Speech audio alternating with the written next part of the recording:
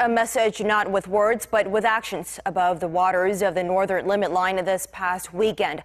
U.S. bombers and fighter jets flew close to North Korea's eastern coast, going farther north than they have since the turn of the century.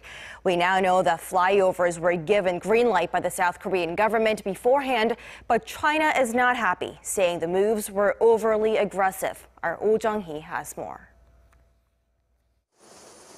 The flyovers by U.S. warplanes off North Korea's east coast over the weekend were an agreed move between South Korea and the United States.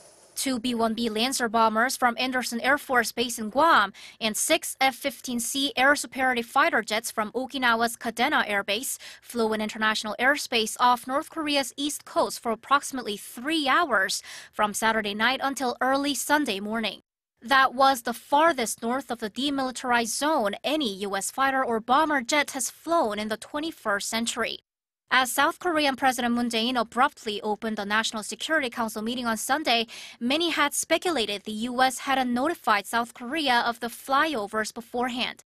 But Seoul's presidential office says the flyovers were reported in real time to President Moon Jae-in, who was then in New York for the UN General Assembly. Reacting to the recent demonstration, China's English state media, the Global Times, reported that China won't allow any provocation to regional security. The agency reported that the possibility of Washington taking extreme measures against Pyongyang is rising and that China has to be ready for a possible war.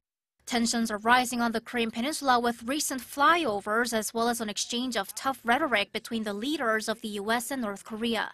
But experts here believe this may not be all. We have to focus on the fact that the format of the United States armed protest has completely changed.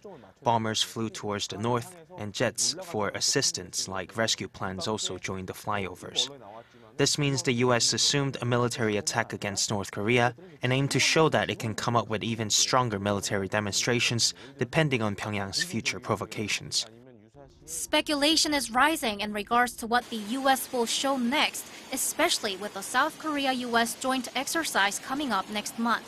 The drill will involve the nuclear-powered supercarrier USS Ronald Reagan, Tomahawk missiles, and the Aegis combat system.